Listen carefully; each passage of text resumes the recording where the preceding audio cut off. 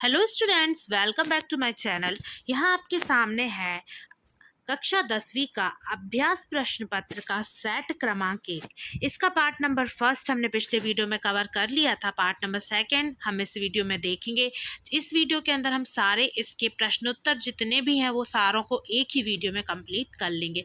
Video वो and तक बने रहिए और साथ में यदि आपने चैनल को सब्सक्राइब नहीं किया तो चैनल को सब्सक्राइब कीजिए, वीडियो को ज़्यादा से ज़्यादा लाइक और शेयर कीजिए। जैसा कि मैंने बताया था कि इस मॉडल पेपर में आपके बहुत ही ज़्यादा इम्पॉर्टेंट क्वेश्चंस को रखा गया है, तो इनका अच्छे से रिवीजन करके जाइए। उसके साथ साथ आप परीक्षा अध्ययन या परीक्षा बोध जो भी इम्पोर्टेंट क्वेश्चन की बुक हो उससे भी आप एक बार अच्छे से आपकी स्टडी को कंप्लीट कर लीजिए। जो भी प्रिपरेशन है या बची हुई है जो भी आपके यूनिट्स, तो उनको अच्छे से आप एक बार पूरा देख के जाइए, क्योंकि ये जो मॉडल पेपर है वो आपके सिलेबस के अकॉर्डिंग है। इसलिए इसमें सारे आपके त्रैमासिक परीक्षा के पाठ्यक्रम में जो जो पाठ हैं उनके अनुसार ही से बनाया गया है। तो चलिए हम यहाँ पे देखते हैं क्वेश्चन नंबर 6। रासायनिक समीकरण से आप क्या समझते हैं, और आपको यहाँ पे उदाहरण सहित रासायनिक समीकरण को बताना है। तो ये यहाँ सामने रहा आपका उत्तर। इसका आप स्क्रीनशॉट भी ले सकते हैं या फिर आप इसे पीडीएफ में भी डाउनलोड करके पढ़ सकते हैं। फिर है यहाँ पे अथवा संयोजन व वियोजन अभिक्रिया को उदाहरण सहित समझाइए। ये रही यहाँ पे आपकी संयोजन अभिक्रिया और यहाँ पे नीचे आपको उदाहरण भी दिया हुआ है। उसके बाद फिर वियोजन अभिक्रिया, यहाँ पे ये वियोजन अभिक्रिया देख लीजिए, ठीक है। और यहाँ पे ये रहा इसका आपको नीचे उदाहरण।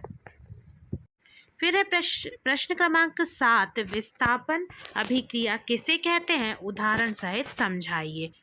तो ये देखिए, ये रही आपकी विस्थापन अभिक्रिया और नीचे यहाँ पे आपको उदाहरण भी दिया हुआ है। तो आपको सिर्फ यहाँ तक इसको कंप्लीट करना है, विस्थापन अभिक्रिया की परिभाषा और उदाहरण, बस इतना यहाँ तक आपका उत्तर हो जाएगा। फिर है इसका अथवा रेडॉक्स अभिक्रिया से आप क्या समझते हैं, उदाहरण सहित समझाइए। तो ये रहा आपका यहाँ पे इसका आंसर। रेडॉक्स अभिक्रिया के बारे में पहले दिया गया है और नीचे उसका उदाहरण भी दिया हुआ है। फिर है क्वेश्चन नंबर 8। वायु में जलने से पूर्व मैग्नीशियम रबर क्यों साफ किया जाता है। तो यहाँ पे मैग्नीशियम रिबन के बारे में दिया हुआ है आंसर, तो इसको आप अच्छे से तैयार कर लें। फिर है इसका अथवा लोहे की वस्तु को संक्षारण से बचाने के लिए क्या उपाय किया जाता है। तो ये भी बहुत मोस्ट इम्पॉर्टेंट क्वेश्चन है, तो इसको भी आप छोड़ के बिल्कुल मत जाइए। यहाँ पे पेंट या फिर तेल, ग्रीस, इन सब का प्रयोग करके संक्षारण से बचाया जाता है लोहे को। फिर है यहाँ प्रश्न क्रमांक 9। ऊष्माक्षेपी एवं ऊष्माशोषी अभिक्रिया उदाहरण सहित समझाइए। तो ये रहा यहाँ पे आपका अंतर ऊष्माक्षेपी और ऊष्माशोषी अभिक्रिया में। फिर है इसका अथवा आलू के चिप्स की थैली में नाइट्रोजन गैस क्यों भरते हैं, और ये प्रश्न आपके दिमाग में हमेशा आता होगा। लीजिए, ये रहा इसका उत्तर। इसको आप अच्छे से पढ़ के आपके एग्जाम के लिए तैयार कर लीजिए। फिर है प्रश्न क्रमांक 10। अम्ल एवं क्षार किसे कहते हैं, समझाइए।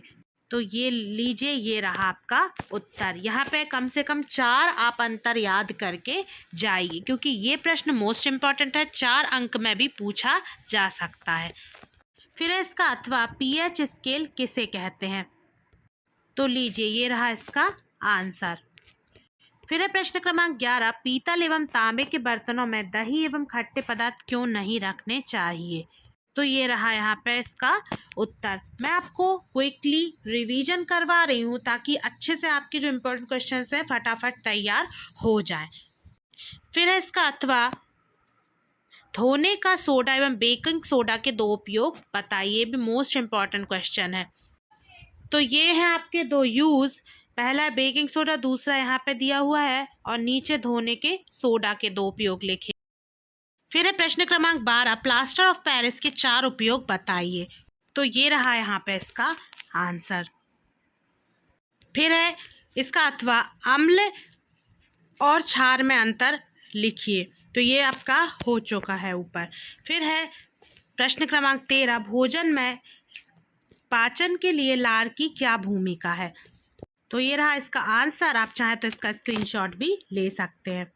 फिर इसका अथवा हमारे शरीर में हीमोग्लोबिन की कमी के क्या परिणाम हो सकते हैं। तो ये देखिए, ये रहा इसका आंसर। फिर है प्रश्न क्रमांक 14, जल से बाहर निकलने पर मछलियां क्यों मर जाती हैं। तो लीजिए, ये रहा इसका उत्तर। ठीक है। फिर है इसका अथवा प्रकाश संश्लेषण क्रिया विधि का समीकरण सहित वर्णन कीजिए।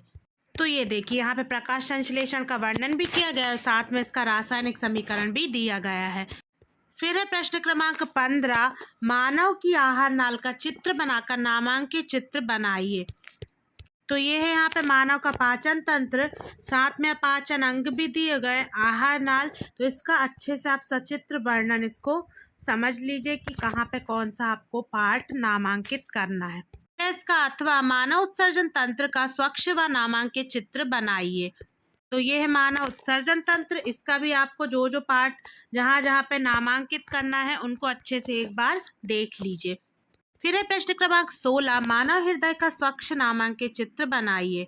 ये देखिए, तो यहाँ पे थोड़ा सा आसान चित्र दिया हुआ है। ये आंतरिक संरचना है और यहाँ पे आंतरिक संरचना आपकी इस तरीके से हृदय की बनेगी। फिर है धमनी और शिरा में आपको अंतर लिखना है। ये रहा यहाँ पे अंतर, आप इसका स्क्रीनशॉट ले सकते हैं। फिर है ऑक्सी और अनॉक्सी श्वसन में अंतर लिखिए। तो देखिए, ऑक्सी और अनॉक्सी श्वसन यहाँ पे दिया गया है।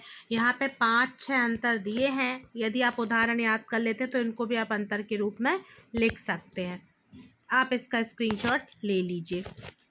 फिर है जाइलम और फ्लोएम में 4 अंतर लिखिए। तो 17 का दोनों ही प्रश्न मोस्ट इम्पॉर्टेंट क्वेश्चन है। ये रहा आपका जाइलम और फ्लोएम में अंतर। फिर है प्रश्न क्रमांक 18, रक्त और लसिका में अंतर बताइए। तो ये देखिए, यहाँ पे दिया गया है रक्त और लसिका में अंतर।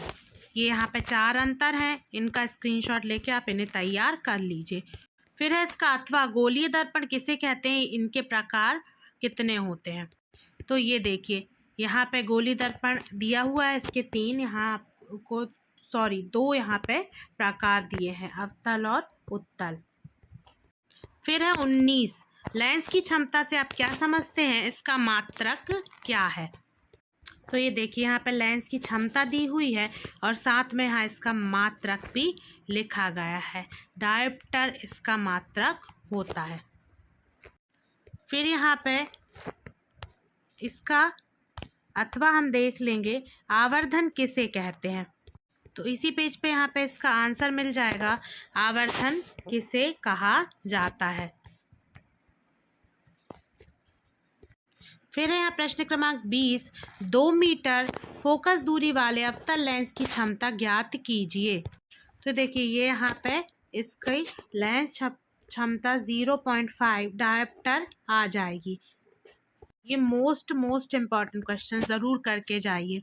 फिर है इसका अथवा हम वाहनों में उत्तल दर्पण को पश्य दृश्य दर्पण के रूप में वरीयता क्यों देते हैं। मतलब कि उत्तल दर्पण में पीछे का दृश्य देखने के लिए इसका उपयोग क्यों किया जाता है। तो देखिए, यहाँ पे रहा इसका उत्तर कि उत्तल दर्पण में छोटा और सीधा प्रतिबिंब बनता है, इसलिए पीछे आने वाले वाहनों को आसानी से देखा जा सकता है। फिर है यहाँ पे प्रश्न क्रमांक 21, गोली दर्पण की वक्रता, त्रिज्या और फोकस दूरी को परिभाषित कीजिए। तो ये देखिए, ये रहा इसका आंसर। यहाँ पे आपको फोकस दूरी के बारे में दिया है। उसके बाद फिर है यहाँ पे, जब कोई प्रकाश की किरण सघन माध्यम से विरल माध्यम में प्रवेश करती है तब क्या होता है। तो ये देखिए, ये रहा इसका उत्तर। ये अभिलंब से दूर हट जाती है। फिर है प्रश्न क्रमांक 22, अवतल, उत्तल और समतल दर्पण के उपयोग लिखिए। तो ये देखिए, दाढ़ी या हजामत बनाने में काय का उपयोग किया जाता है, यहाँ पे अवतल दर्पण का। डॉक्टरों के द्वारा नाक, कान और गला इत्यादि का उपयोग की यहाँ पे इत्यादि की जांच करने के लिए। टॉर्च, सर्च लाइट और वाहनों के लैंपों में परावर्ती के रूप में। उसके अलावा समतल दर्पण का उपयोग घर में जो होता है वो दर्पण के रूप में देखने के लिए किया जाता है, और उत्तल दर्पण का वाहनों में जो पीछे के जो वाहनों में उपयोग किया जाता है पीछे का दृश्य देखने के लिए। फिर है अथवा प्रकाश के परावर्तन का नियम लिखना है। दूसरा है कुछ लेंस की फोकस दूरी ज्ञात, उस लेंस की फोकस दूरी ज्ञात करना जिसकी क्षमता 2 डायोप्टर है। यह किस प्रकार का लेंस है। ये हुआ प्रकाश का अपवर्तन का नियम। यहाँ पे आपको इसका चित्र भी बना देना, पूरे अच्छे से आप इसको समझा के लिखिए। फिर यहाँ पे लेंस की फोकस दूरी है जिसकी क्षमता -2.0 डायोप्टर है, तो इसकी -0.50 मीटर होगी फोकस दूरी। अब उसके बाद प्रश्न क्रमांक 23 है, विकृति गंधित को परिभाषित कीजिए। तो ये रहा यहाँ पे इसका उत्तर, इसका आप स्क्रीनशॉट ले लीजिए। फिर है इसका अथवा क्लोर क्षार अभिक्रिया से आप क्या समझते हैं, और ये अंतिम प्रश्न है। तो ये देखिए, ये रहा इसका उत्तर। ठीक है, तो यहाँ पे मैंने आपको जल्दी से क्विक रिवीजन करवा दिया है। जो भी इस मॉडल पेपर में क्वेश्चंस दिए गए थे, इन सारे क्वेश्चन को आप अच्छे से रिवाइज कर लीजिए। साथ में और भी क्वेश्चंस आप अपनी परीक्षा अध्ययन या फिर परीक्षा बोर्ड या क्वेश्चन बैंक से अच्छे से पढ़ के जाइए। तो मिलते हैं नेक्स्ट वीडियो में नेक्स्ट सेट के साथ। Thanks for watching this video.